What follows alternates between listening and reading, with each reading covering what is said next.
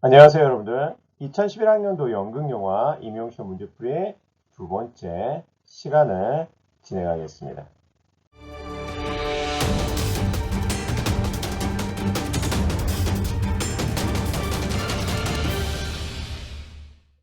네, 3번 문제입니다. 박 교사는 휴고 민스터버그의 주장을 인용하여 휴고 민스터버그 나왔습니다. 인용하여 영화예술의 특성의 내용을 살펴보고자 하는 부분이죠. 네.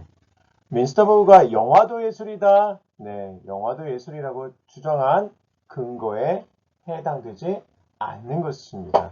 이 문제는 영화의 어떤 예술 논쟁에 대해서 설명하고 있는 부분인데요. 민스터버그가 말한 영화도 예술이다. 어떤 측면에서 영화의 예술성을 설명하고 있는 부분이죠. 그 부분에 대해서 해당되지 않는 답을 구하는 것입니다. 이 문제는 이렇게 어렵지는 않아요. 쉬운 내용은 아닌데요. 초기 영화 이론, 예술성 논쟁에서 중요한 부분을 차지하고 있는 민스터버그의 주장을 우리가 찾아보는데요. 대부분의 영화 개론서에도 이 민스터버그에 대한 내용들이 언급되어 있어요. 그래서 여러분들이 그 내용을 좀 살펴볼 필요가 있어요. 그래서 상당히 좀 어려운 주제라고 할 수도 있지만 이 객관식 문제에서는 상당히 쉬웠던 문제입니다. 한 번씩 읽어볼게요. 영화는 현실을 그대로 복제한다. 이런 부분이 있으면 왠지 그대로 복제하는 매체이다. 네, 이것은 베냐민이 얘기했던 기계복제 시대의 예술이라는 부분에 대해서 좀 연관성이 있는데요. 베냐민의 내용과 민스터버그의 내용이 복합적으로 들어있는 부분이라고 할 수 있어요. 그래서 일단은 이게 우리가 말 그대로 여러분들 해석해 보면은 영화는 현실을 그대로 복제하는 매체이다. 그렇지는 않잖아요. 그 있는 그대로 반영의 리플렉션의 의미는 있지만 그대로 카피하거나 하는 그런 매체는 않아요. 감독이라는 연출가에 의해서 변화를 갖고 있는 예술성, 의미화가 되는 그러한 어떤 예술이라는 거죠. 예. 나중에 이 부분은 다시 한번 베냐민을 통해서 확인을 해볼 예정입니다. 그래서 일단 정답은 1번이에요. 정답은 1번이 되는 겁니다. 여기 정답 1번으로 표시되어 있습니다. 네. 두 번째, 영화는 등장인물의 감정에 관객을 동화시킬 수 있다. 그렇죠. 죄송합니다. 민스터버그가 언급한 부분에 이 부분이 나와 있어요. 감정에 관객을 동화시킬 수 있다. 이거는 뭐 민스터버그가 얘기했든 안 했든 일반적인 우리가 생각할 때 영화의 특징 중에 하나라고 할 수 있죠. 영화는 클로즈업으로 주의 집중을 극대화할 수 있다. 연극이 할 수 없는 부분이죠. 네. 그래서 이 민스터버그는 이 연극과 무대 예술인 연극과 시각 예술, 사진 예술인 영화를 가지고 비교하는 부분이 있습니다. 그 부분에 대한 얘기죠. 영화는 시간과 공간에 얽매이지 않고 자유롭게 표현할 수 있다. 자유로이. 그렇죠. 시간과 연극하고의 또 다른 점이라고 할 수 있습니다. 5번 문항이죠. 영화는 심리적 암시로 2차원적 화면에 그쵸. 2차원 2D예요. 기본적으로 영화는 뭐 3D 영화, 4D 영화도 나올 수 있겠지만 2D의 화면에 공간적 깊이를 할 수 있다. 이게 나중에 공간적 깊이라는 게 피사계 심도를 얘기하는 거죠. 화면의 깊이감, 딥포커스에 대한 부분을 얘기하는 겁니다. 굉장히 중요한 얘기예요. 미스터 버그가 이 딥포커스에 대한 얘기를 직접적으로 언급하진 않았지만 그런 부분에 대해서 예상하고 영화 예술의 어떤 특징을 설명하고 있는 부분입니다. 이 내용을 좀 더 자세히 살펴보겠습니다. 네, 미스터 버그의 1916년 저서입니다. 사진극, 그 심리적 연구, 또 포트플레이는 이제 사진극이라는 얘기예요. 사진극이 뭡니까, 여러분들? 바로 영화라는 거예요. 사진이 연속해서 나와갖고 움직이는 이미지를 만들어내는 그런 의미에서 필름의 의미를 담고 있는 거죠. 네, 사진극.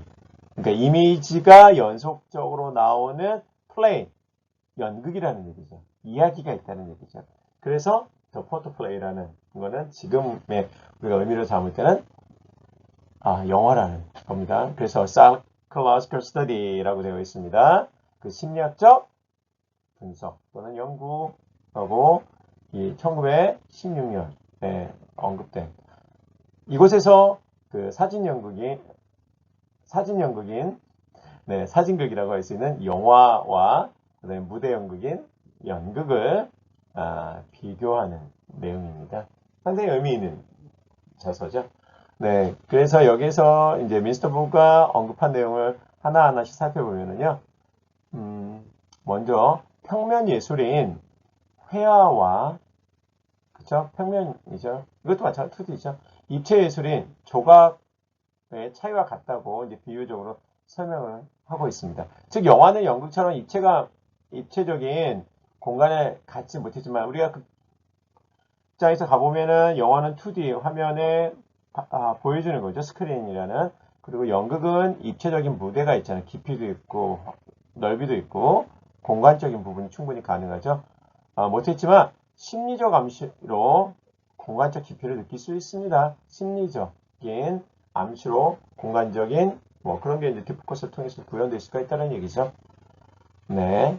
그리고 두 번째, 대상을 강조한 클로즈업에 대한 얘기 나왔죠. 앞에도 나왔지만, 클로즈업에 의해 주의 집중은 연극이 표현할 수 없는 영화의 고유한 독자적인 기능이라고 하였습니다. 그래서 무대 연기하고 영화 연기하고 다를 수밖에 없습니다. 무대 연기는 관객이 눈을 클로즈할 수 없기 때문에 조명이라든지 분장이라든지 발성을 좀 더 크게 과장적으로 해야 될 부분이 있죠. 크게 해야 돼. 하지만 영화 같은 경우에는 카메라가 클로즈업을 통해서 배우의 인물 표현, 익스트림 클로즈업도 할 수 있고요. 클로즈업도 할 수 있는 부분에서 훨씬 다양하게 표현할 수 있다는 얘기죠. 그게 영화만의 고유한 특징이라고 설명하고 있습니다. 네, 세 번째 내용입니다. 영화의 장면 순서를 시간의 순서에 얽매이지 않고 영화의 장면 순서는 시간의 순서에 하이스 크로니컬하게 연대기적으로 할 수 있지만 그렇지 않을 수도 있다는 얘기죠. 하고 자유로이 보여줄 수 있는 시간을 뛰어넘는 왜곡할 수 있는 기능이 뭡니까? 컷백 기능이 있습니다. 점프컷이라는 기능도 있고요. 컷백은 인간의 기억력과 상상력의 작용으로 시공간을 초월할 수 있는 사실을 발견할 수 있다. 네. 영화는 시간을 왜곡하는 대표적인 예술이라고 할 수 있죠. 다양한 장치를 통해서 과거, 현재, 미래를 넘나들 수 있는 예술이라고 할 수 있습니다. 네 번째입니다. 영화 속 인물의 감정과 관계의 감정이 동화될 수 있는 가장 효과적인 부분은 바로 감정이입이라는 것입니다. 동일시한다라는 겁니다.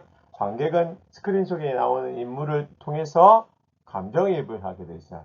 동일시하게 됩니다. 예술이 영화라고 확인시켜줬다. 누가?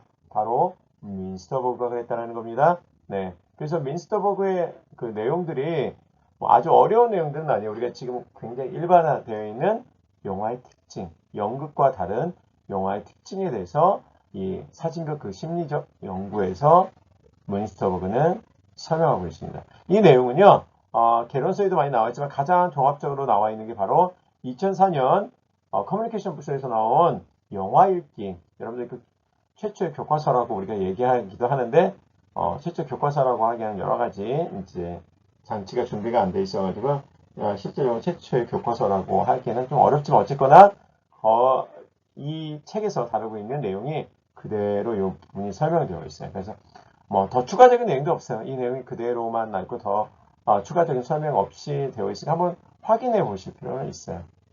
이 책이 아마 20페이지에 나와 있습니다. 네, 그리고 아까 1번 얘기했던 항목에 대해서 한번 찾아볼게요. 네, 민스터 버그 문제에서 바로 1번 사항에 있던 내용입니다. 이거는 베냐민의 저서인데요. 기술 복제 시대 예술 작품, 네, Mechanical Reproduction이라고 되어 있습니다. Age of, 그러니까 기계적인 복제 재생산 시대의 예술 작품에 대한 얘기예요. 그래서 이 기술 복제 시대 예술 작품은요, 기술의 발달이 예술의 정의를 어떻게 변화시켰는지에 관한 이야기를 다루고 있어요. 발터 베냐민은요, 예술을 마르크스적으로 해석한 학자로서 예술의 변화의 양상을 분석하였습니다. 베냐민은요, 예술에서 영화의 등장이 매우 중요한 전환점이라고 얘기를 했어요. 영화의 등장이. 네. 영화가 등장함으로써 이 복제시대에 새로운 전환점이, 예술의 전환점이 되었다는 얘기죠. 그러니까 예술을 생각하는, 그러니까 영화의 등장 이전하고 이후에 예술을 우리가 바라보는 관점이 달라졌다는 얘기입니다. 네. 그 이유는 영화의 등장으로 예술은 완전히 기술적으로 복제 가능한 영역으로 접어들었다고 주장을 했죠. 그로 인해 본래의 아우라를 상실하게 되었다는 것입니다. 아우라는 여러분들 예술성을 알 수 있는 어떤 분위기, 그러니까 예술 작품에서 흉내낼 수 없는 그 작품 안의 고고한 분위기를 우리가 아우라라고 할 수가 있죠. 이렇게 예술성을 알 수 있는 복제 불가능한 아우라를 상실하게 되었다는 거죠. 뭐 때문에? 영화의 어떤 등장으로 인해서라는 거죠. 그래서 영화를 전통적인 예술을 바라보는 시각에서는 예술성이 굉장히 많이 떨어지는 부분이 있죠. 하지만 베냐민은 이런 영화의 등장은 예술을 인식하는 새로운 전환점이라는 거죠. 그래서 베냐민에 따르면은요, 기술 발달로 이제 거의 모든 예술 작품이 복제 가능한 형태로 생성될 수 있다는 겁니다. 네. 그렇죠? 따라서 현대 사회에서 예술은 아우라가 아닌 그 예술 작품을 고유한 특징, 복사낼 수 없는 특징이라고 얘기했잖아요.